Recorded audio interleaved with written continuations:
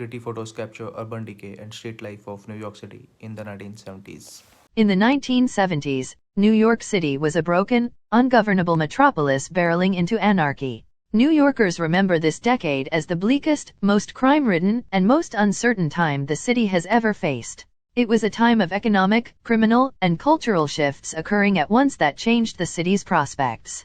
These street photographs taken by Camilo Jose Vergara document the gritty neighborhoods of the South Bronx and Lower East Side during a period of economic stagnation, poverty, and urban decay. When Vergara first picked up a camera in the early 1970s, he focused on the people who lived in the physically ruined neighborhoods. He later said the images of the physical communities in which people live often better reveal the choices made by residents and city officials over the long haul. Over time, Vergara developed a method of photographing neighborhoods in a straightforward, dispassionate manner, and rephotographing them over the years to track their transformations.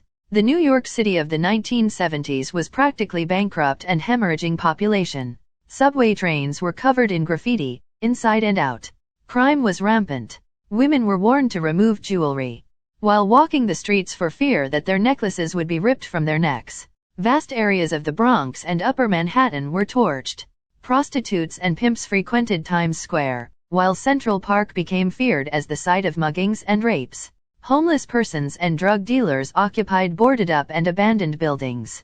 Faced with economic stagnation, industrial decline, and the looming threat of bankruptcy, the city of New York responded by laying off city workers and cutting municipal services such as sanitation and after-school programs. The city's already high unemployment rates got higher, and many middle-class families, more than 820,000 people, fled to the suburbs in a movement known as white flight, desperate for jobs.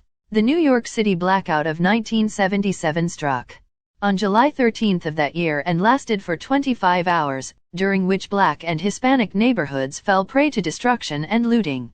Over 3,000 people were arrested, and the city's already crowded prisons were so overburdened. The financial crisis, high crime rates, and damage from the blackouts led to a widespread belief that New York City was in irreversible decline and beyond redemption. 2. Jonathan Mahler, the chronicler of The Bronx is Burning, the clinical term for it, fiscal crisis, didn't approach the raw reality. Spiritual crisis was more like it. If you like this video, make sure you subscribe to my channel.